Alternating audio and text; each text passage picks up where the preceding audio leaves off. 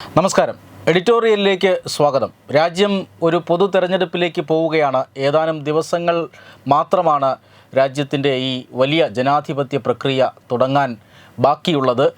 പ്രകടന പത്രികകൾ നിരവധി ഇറങ്ങിക്കഴിഞ്ഞു ഇതിനോടകം തന്നെ. ഇപ്പോൾ ഇന്ന് രാവിലെ പ്രധാനമന്ത്രി നരേന്ദ്രമോദി BJPയുടെ പ്രകടന പത്രിക പുറത്തിറക്കിയിരിക്കുന്നു. കേന്ദ്ര സാമൂഹിക ക്ഷേമ പദ്ധതികളുടെ ഗുണഭോക്താക്കളുടെ പ്രതിനിധികൾക്കാണ് BJP പ്രകടന പത്രിക കൈമാറിക്കൊണ്ട് പുറത്തിറക്കിയത് എന്നതാണ് ഏറ്റവും പ്രധാനപ്പെട്ട കാര്യം. പ്രകടന പത്രികയുടെ ഉള്ളടക്കത്തിലേക്ക് കടന്നാൽ എന്താണ് ഈ BJPയുടെ പ്രകടന പത്രികയുടെ കാതൽ, എന്തൊക്കെയാണ് പുതിയ കാര്യങ്ങളായിട്ടുള്ളത്?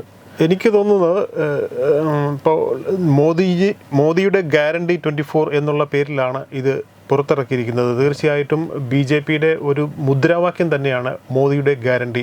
ഈ തെരഞ്ഞെടുപ്പിനെ എങ്ങനെയാണ് അവർ അഭിമുഖീകരിക്കുന്നത് അല്ലെങ്കിൽ അതിൻ്റെ പ്രചരണം നടത്തുന്നത് എന്നുള്ളതിൻ്റെ സ്പഷ്ടമായിട്ടുള്ള മറ്റൊരു തെളിവ് കൂടിയാണ് മോദിയുടെ ഗ്യാരണ്ടി. അതായത് പ്രധാനമന്ത്രിയെ മുൻനിർത്തിയുള്ള പ്രചരണത്തിനാണ് ഇത്തവണയും BJP ഊന്നൽ നൽകുന്നത്. എവിടെയും മോദിയുടെ ഗ്യാരണ്ടി. കാരണം നമ്മുടെ കഴിഞ്ഞ 10 വർഷങ്ങളായി ഭാരതത്തിൻ്റെ പ്രധാനമന്ത്രിയായിരിക്കുന്ന വ്യക്തി ഇത്രമാത്രം അദ്ദേഹത്തിൻ്റെ വിശ്വസ്തതയും അല്ലെങ്കിൽ അദ്ദേഹത്തിൻ്റെ പ്രവർത്തന മികവും കാഴ്ചപ്പാടും ആണ്. അതുതന്നെയാണ് NDAയുടെ പ്രധാന മുദ്രാവാക്യമായി മുന്നോട്ട് നിൽക്കുന്നത്. മോദിയുടെ ഗ്യാരണ്ടി എന്ന് പറഞ്ഞാൽ സങ്കല്പപത്ര എന്ന രീതിയിലാണ് എന്ന് പേരുകൂടി ഇതിന് വിളിക്കുന്നുണ്ട്. എങ്കിൽ പോലും ഏറ്റവും പ്രധാനപ്പെട്ട പോയിൻ്റായിട്ട് എനിക്ക് തോന്നുന്നത് സോഷ്യൽ സെക്യൂരിറ്റിയിൽ ഈ പ്രകടന പത്രിക കൂടുതൽ ഊന്നൽ നൽകുന്നു എന്നുള്ളതാണ്. അതായത് ഇതുവരെ സീനിയർ സിറ്റിസണിന് പ്രത്യേകമായിട്ടുള്ള പദ്ധതികളൊക്കെ വാഗ്ദാനങ്ങൾ ഉണ്ടെങ്കിൽ പോലും 70 വയസ്സിന് ശേഷമുള്ളവർക്ക് കൂടുതലായി ഉള്ള ആനുകൂല്യങ്ങളുണ്ട്.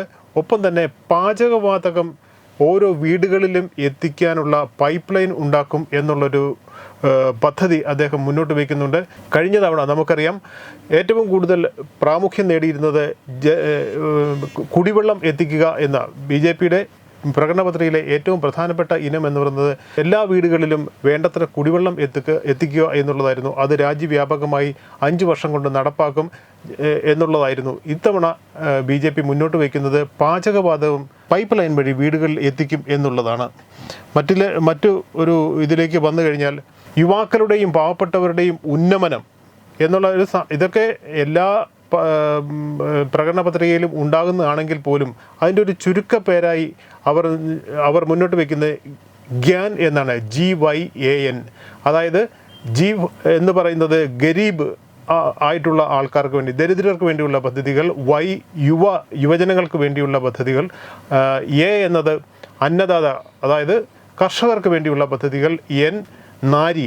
അപ്പോൾ ഇത്രയും 4 ഏറ്റവും പ്രധാനപ്പെട്ട 4 തൂണുകളാണെന്നാണ് പ്രധാനമന്ത്രി ഇന്ന് വിശേഷിപ്പിച്ചത്.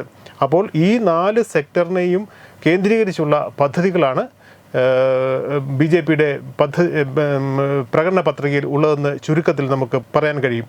എന്തായാലും ഈ പ്രകടന പത്രികയുടെ ഏറ്റവും പ്രധാനപ്പെട്ട പ്രത്യേകതയായി ഞാൻ കാണുന്നത് ഒരു തുടർച്ചയാണ്. അതായത് ഭരണ തുടർച്ച ഇതിൽ വളരെയധികം ഭംഗിയായി, അതായത് പ്രതീകാത്മകമായി പ്രതിഫലിക്കുന്ന ഒരു പ്രകടന പത്രികയാണ്. കാരണം ഈ പ്രഖ്യാപിക്കപ്പെട്ട, അതായത് ഇപ്പോൾ പുറത്തു വന്ന കാര്യങ്ങളിലൊന്നും തന്നെ ഒരു പുതുമ അല്ലെങ്കിൽ ഒരു പുതിയ പദ്ധതി എന്നത് നമുക്ക് ചൂണ്ടിക്കാണിക്കാനാവില്ല.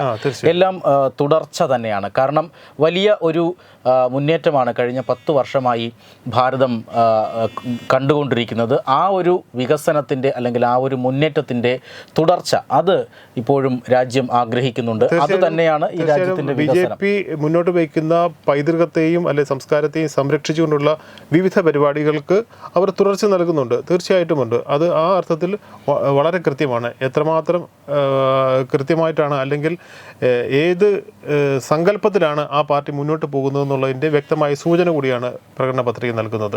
തീർച്ചയായും ഇതിൽ 2 കാര്യങ്ങളുണ്ട്. ഒന്ന്, രാജ്യത്തെ അടിസ്ഥാന ജനവിഭാഗങ്ങളെ കരുതിക്കൊണ്ട് അവർക്ക് ആവശ്യമായ കരുതൽ നൽകിക്കൊണ്ട് മുന്നോട്ട് പോവുക. രണ്ടാമത്തെ കാര്യം, രാജ്യത്തിൻ്റെ ഉൽപ്പാദനത്തിലും അതുപോലെ തന്നെ അടിസ്ഥാന സൗകര്യ മേഖലയുടെ വളർച്ചയിലും വളരെ വേഗതയിൽ കാര്യങ്ങൾ നീക്കുക. ഈ രണ്ട് കാര്യങ്ങൾക്കാണ് ഇതിൽ പ്രാമുഖ്യം നൽകിയിരിക്കുന്നത്. കാരണം വളരെ വേഗതയിൽ ഒരു രാജ്യം വികസിക്കുമ്പോൾ അല്ലെങ്കിൽ രാജ്യം നേടുന്ന സാമ്പത്തിക വളർച്ചയുടെ ഗുണഫലങ്ങൾ അത് സാധാരണക്കാർക്ക് ലഭിക്കാതെ പോകരുത്, സമൂഹത്തിൽ അസമത്വം അത് വർദ്ധിക്കരുത് എന്ന ഉദ്ദേശം തീർച്ചയായും ഇതിനകത്തുണ്ട്. കാരണം 6G സാങ്കേതിക വിദ്യയെക്കുറിച്ചും ബുള്ളറ്റ് ട്രെയിനുകളെക്കുറിച്ചും പറയുമ്പോൾ, അതായത് ഇപ്പോൾ മുംബൈ അഹമ്മദാബാദ് പാതയിൽ ബുള്ളറ്റ് ട്രെയിനിൻ്റെ പണി ഏതാണ്ട് പൂർണ്ണതയിൽ എത്തിക്കഴിഞ്ഞിരിക്കുന്നുവെന്ന് പ്രധാനമന്ത്രി പറയുന്നു. അതോടൊപ്പം തന്നെ ദക്ഷിണ ഭാരതം അതായത് കിഴക്കൻ അതുപോലെ തന്നെ പടിഞ്ഞാറൻ ഭാരതം, ഉത്തര ഭാരതം, ഇങ്ങനെ 4 ദിശകളെയും ബന്ധിപ്പിച്ചുകൊണ്ടുള്ള 4 ബുള്ളറ്റ് ട്രെയിൻ പാതകൾ ആണ് ഇപ്പോൾ പ്രഖ്യാപിക്കുന്നത്. ആ രീതിയിൽ ഏറ്റവും അത്യാധുനികമായ 6G സാങ്കേതിക വിദ്യ പ്രഖ്യാപിക്കുമ്പോഴും ബുള്ളറ്റ് ട്രെയിനുകൾ പ്രഖ്യാപിക്കുമ്പോഴും 5 വർഷത്തേക്ക് കൂടി സൗജന്യ റേഷൻ നീട്ടുമെന്ന ഇത് പറയുന്നു.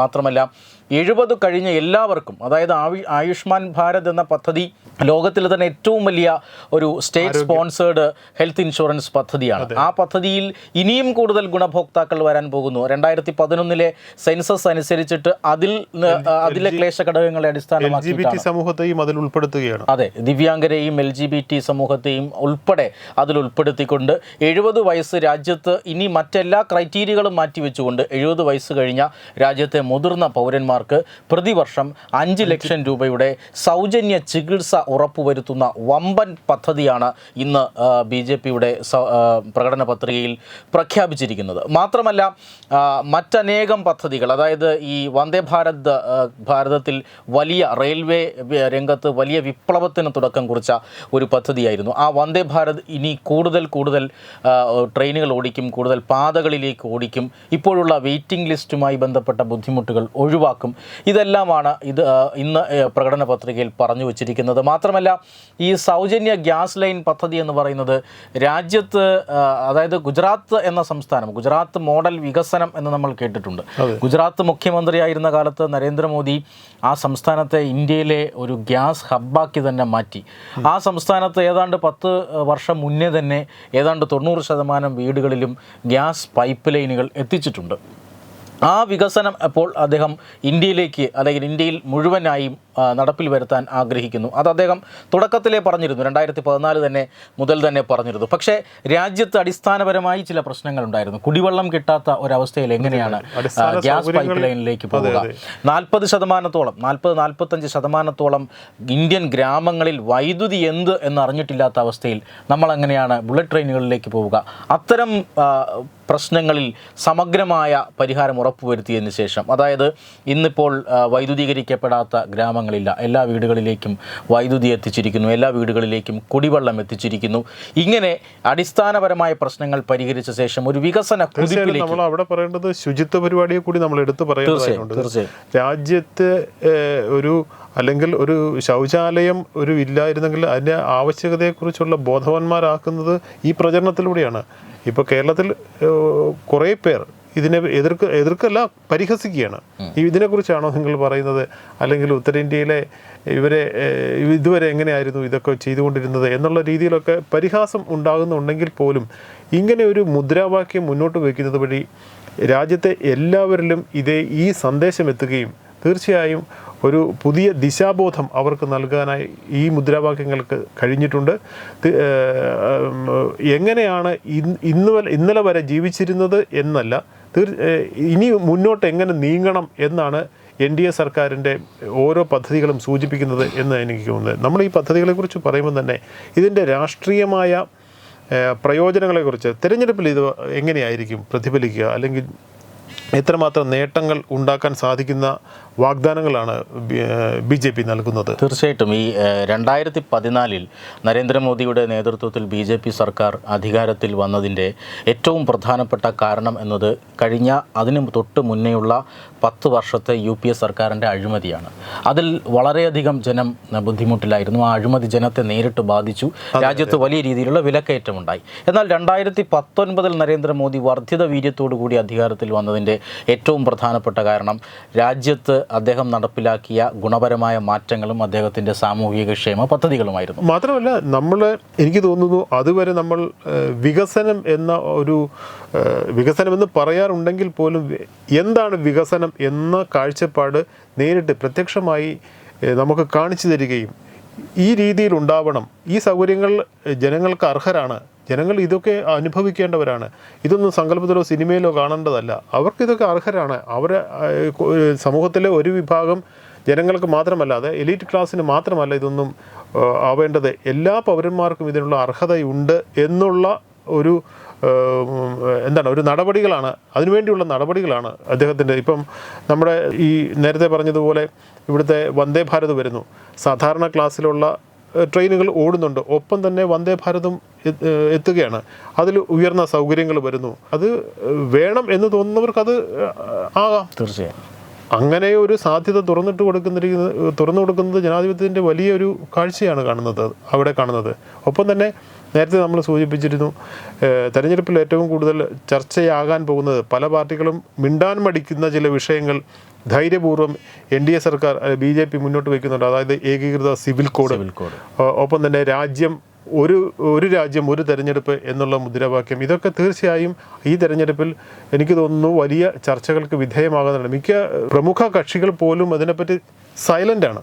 തീർച്ചയായും CAA എന്താണ്, CAA പറ്റി മിണ്ടാൻ പോലും മടിക്കുന്ന പ്രധാന പാർട്ടികളാണ് നമുക്കുള്ളത്. അങ്ങനെ ഉള്ളപ്പോഴാണ് ഞങ്ങൾ നടപ്പാക്കും എന്ന് വീണ്ടും പ്രഖ്യാപിക്കുകയാണ്. അതായത് ഈ അയോധ്യയിലെ രാമക്ഷേത്രം, അതുപോലെ തന്നെ ജമ്മു കശ്മീരിന് നൽകിയിരുന്ന പ്രത്യേക പദവി, ആർട്ടിക്കിൾ 370 പോലുള്ള വിഷയങ്ങൾ, അതിനോടൊപ്പം തന്നെ BJP ദീർഘകാലമായി പറഞ്ഞുകൊണ്ടിരുന്നതാണ് ഏകീകൃത സിവിൽ കോഡ് എന്നത്. ആദ്യ 2 വാഗ്ദാനങ്ങൾ BJP നടപ്പിലാക്കി, മൂന്നാമത്തെ വാഗ്ദാനം 3-ാം വരവിൽ ഉണ്ടാകും എന്ന് തന്നെയാണ് പ്രധാനമന്ത്രിയുടെ വാക്കുകളും അതുപോലെ തന്നെ പ്രകടന പത്രികയിലെ പ്രഖ്യാപനങ്ങളും പറയുന്നത്. അതോടൊപ്പം തന്നെ പ്രധാനമന്ത്രി ആവാസ് യോജന എന്നത് രാജ്യത്ത് ഈ അടുത്ത കാലത്തായി ഏറെ ചർച്ച ചെയ്യപ്പെട്ട വളരെ പ്രധാനപ്പെട്ട സാമൂഹിക സുരക്ഷാ പദ്ധതിയാണ്.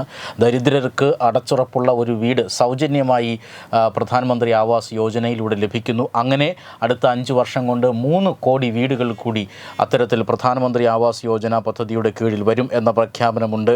അതോടൊപ്പം തന്നെ രാജ്യത്തെ ഒരു മാനുഫാക്ചറിങ് ഹബ്ബായിട്ടും ഭക്ഷ്യ സംസ്കരണ ഹബ്ബാക്കി മാറ്റും എന്നുള്ള പ്രഖ്യാപനം, അത് പ്രത്യേകിച്ചും തൊഴിൽ തേടുന്നവർക്കും അതുപോലെ തന്നെ യുവജനങ്ങൾക്കും വിദ്യാർത്ഥികൾക്കും എല്ലാം ഒരു പുതിയ പ്രതീക്ഷ നൽകുന്ന പ്രഖ്യാപനം തന്നെയാണ്.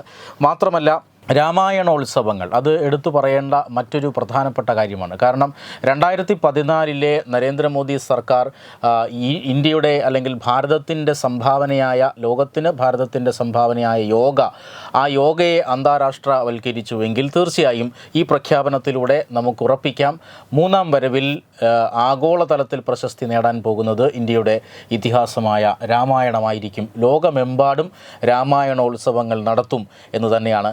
അതുപോലെ അതിനോടൊപ്പം തന്നെ ഈ രാമായണോത്സവം ഒരു ഭാഗത്ത് വരുമ്പോഴും മറുഭാഗത്ത് ബഹിരാകാശ രംഗത്ത് പുത്തൻ കുതിച്ചുചാട്ടത്തിന് ഇന്ത്യ ഒരുങ്ങുകയാണ്. അന്താരാഷ്ട്ര ബഹിരാകാശ നിലയം ഇന്ത്യ സ്വന്തമായി വികസിപ്പിക്കാൻ പോകുന്നു. ആ രീതിയിലുള്ള നയപ്രഖ്യാപനങ്ങൾ ഉണ്ടാകും എന്നും പറയപ്പെടുന്നുണ്ട്. ഇവിടെ ഒരു പോയിന്റ് ഞാനൊന്ന് കൂട്ടിച്ചേർക്കട്ടെ. ഇപ്പോൾ രാമായണോത്സവം ആഗോളമായി നടപ്പാക്കുന്നു എന്ന് പറയുമ്പോൾ അതിനെ വർഗീയമായി ഒരു പക്ഷേ വ്യാഖ്യാനിക്കാൻ സാധ്യത ഏറെയുള്ളതാണ്. തീർച്ചയായിട്ടും രാമക്ഷേത്രമൊക്കെ പണി കഴിഞ്ഞ സാഹചര്യത്തിൽ. പക്ഷേ അതിൻ്റെ മറുവശം, അല്ലെങ്കിൽ എന്തുകൊണ്ടാണ് രാമായണം വരുന്നത്? നമുക്ക് നമ്മുടെ ഭാരതത്തിന് തീർച്ചയായും യുണീക്കായിട്ടുള്ള ചില പ്രത്യേകതകളുണ്ട്. ഭാരതത്തിന് മാത്രം അവകാശപ്പെടാനാവുന്ന ചില പ്രത്യേകതകൾ.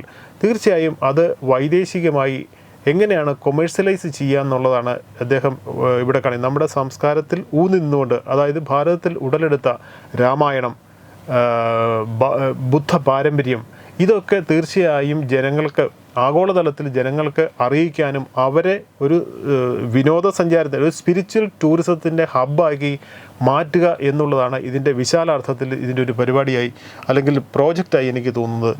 അടിസ്ഥാന സൗകര്യങ്ങളെല്ലാം ഇത്തരം കേന്ദ്രങ്ങളിൽ ഒരുക്കിക്കൊണ്ട് ഇന്ത്യയും നേപ്പാളും ചേർന്നുകൊണ്ട്, ഇപ്പം രാമായണത്തിലെ കഥകളിലെ ഏറ്റവും നടക്കുന്നത് നമ്മൾ ഇന്ത്യയിലും നേപ്പാളിലും ചേർന്നാണ്. അപ്പോൾ സീതാദേവിയുടെ വീടായി, ജനക രാജാവിൻ്റെ കൊട്ടാരമായി കാണുന്നത് നേപ്പാളിലാണ്. അപ്പോൾ ഈ രണ്ട് രാജ്യങ്ങളും ചേർന്നുകൊണ്ട് ആ ഒരു ടൂറിസം ഇടനാഴി ഉണ്ടായി വരുന്നു. അത് ലോകത്തെ രാമായണത്തെ വലിയ ചർച്ചാ വിഷയമാക്കുന്ന അല്ലെങ്കിൽ ശ്രദ്ധേയമായിട്ടുള്ള മറ്റു രാജ്യങ്ങളുണ്ട്. അവിടെ നിന്നുള്ള സന്ദർശകരെത്തുന്നു. ബൗദ്ധിക പാരമ്പര്യം പഠിക്കാൻ ബുദ്ധൻ്റെ നാട്ടിലേക്ക് ആളുകളെത്തുന്നു. ഇങ്ങനെ ഒരു ആത്മീയ ടൂറിസത്തിൻ്റെ ഹബ്ബാക്കി മാറ്റുന്നതിനുള്ള ഭാഗമായി കൂടിയാണ് രാമായണം ഒരു ആഗോള ഉത്സവമായി സർക്കാർ മുന്നോട്ട് വയ്ക്കുന്നത്, അല്ലെ BJP മുന്നോട്ട് വയ്ക്കുന്നത്. അവസാനമായി നമുക്ക് ഒന്ന് ക്രോഡീകരിച്ചാൽ, അല്ലെങ്കിൽ ഈ ഇപ്പോൾ പ്രഖ്യാപിക്കപ്പെട്ട പദ്ധതികളെല്ലാം തന്നെ നേരത്തെ പറഞ്ഞതുപോലെ കഴിഞ്ഞ 10 വർഷത്തെ വികസിത ഭാരതത്തിൻ്റെ തുടർച്ചയാണ്. ഇനി അങ്ങോട്ട് വികസിത് ഭാരത് എന്നതിൻ്റെ സങ്കല്പമാണ് ഇപ്പോൾ BJP പ്രകടന പത്രികയിലൂടെ പുറത്തു വന്നത്. പക്ഷേ ഇതിനുമപ്പുറം ചില കാര്യങ്ങൾ തീർച്ചയായും ഉണ്ടാകും. കാരണം കഴിഞ്ഞ കാലങ്ങളിൽ നമുക്ക് അറിയാവുന്നതുപോലെ ജമ്മു കാശ്മീരിൻ്റെ അവിടെ ആർട്ടിക്കിൾ 370 എടുത്തു കളഞ്ഞതും GSTയുടെ ഇൻട്രൊഡക്ഷനും അതോടൊപ്പം തന്നെ നോട്ട് നിരോധനമടക്കമുള്ള പ്രഖ്യാപനങ്ങൾ, അഴിമതിക്കെതിരെയുള്ള ഇപ്പോൾ എൻഫോഴ്സ്മെൻറ്റ് ഡയറക്ടറേറ്റ് പോലെയുള്ള സംവിധാനങ്ങൾ, ഒരുപക്ഷെ ഏറ്റവും കൂടുതൽ ജനങ്ങൾ കേട്ടത്, ആ പേര് കേട്ടത് മുമ്പ് സിനിമകളിൽ മാത്രമാണ് നമ്മൾ കണ്ടിട്ടുള്ളത്. ഇപ്പോൾ അത് നേരിട്ട് അഴിമതിക്കെതിരെ എല്ലാ ആയുധങ്ങളും എടുത്ത് പ്രയോഗിക്കുന്ന ഒരു സർക്കാരാണ്. ഇത്തരത്തിലുള്ള അതോടൊപ്പം തന്നെ സാമ്പത്തിക രംഗത്തെ വൻ പരിഷ്കാരങ്ങൾ, അത്തരം പരിഷ്കാരങ്ങളൊന്നും ഒരുപക്ഷെ പ്രകടന പത്രികയിൽ ഉൾപ്പെടുത്താൻ സാധിക്കുന്നതല്ല.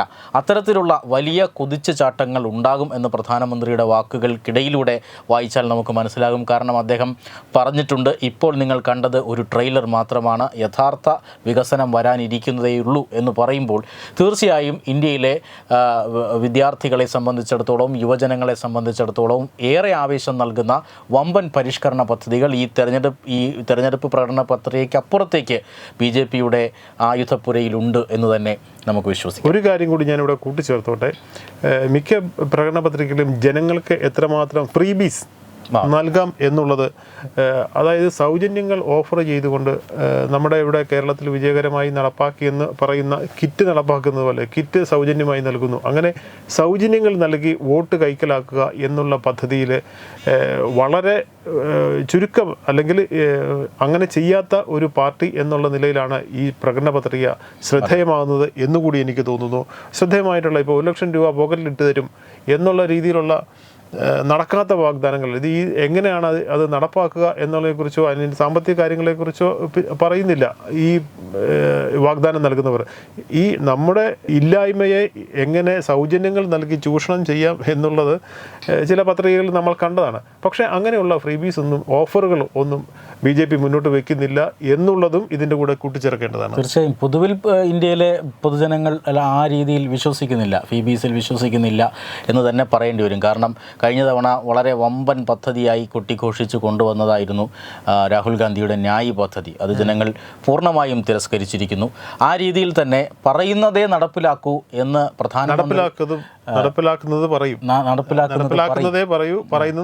അതെ, ആ രീതിയിൽ പ്രധാനമന്ത്രി ഇന്ന് പറഞ്ഞിട്ടുണ്ട്. പക്ഷേ അങ്ങനെ പറഞ്ഞില്ല എങ്കിൽ കൂടി പ്രകടന പത്രികയിലൂടെ കണ്ണോടിച്ചാൽ നടപ്പിലായിക്കൊണ്ടിരിക്കുന്ന പദ്ധതികളുടെ തുടർച്ചയാണ്. രാജ്യത്തിൻ്റെ, അല്ലെങ്കിൽ രാജ്യത്തെക്കുറിച്ച്, രാജ്യത്തിൻ്റെ വികസനത്തെക്കുറിച്ച് സ്വപ്നം കാണുന്നവരെ സംബന്ധിച്ചിടത്തോളം വളരെ ആവേശം നൽകുന്ന ഒരു പ്രകടന പത്രിക തന്നെയാണ് ഇന്ന് BJP പുറത്തിറക്കിയിരിക്കുന്നത്. തീർച്ചയായും ജനങ്ങൾക്ക് വിശകലനം ചെയ്യാനും വിലയിരുത്താനുമുള്ള അവസരമാണ്. ഒരാഴ്ച കഴിഞ്ഞാൽ ആദ്യഘട്ട തെരഞ്ഞെടുപ്പിനെ ഇന്ത്യ അഭിമുഖീകരിക്കുന്നു. തീർച്ചയായും ജനങ്ങൾക്ക് വിലയിരുത്താനായി ഇപ്പോൾ പൊതുജന സമക്ഷം BJP അവരുടെ പത്രിക സമർപ്പിക്കപ്പെട്ടിരിക്കുന്നു. നമസ്കാരം.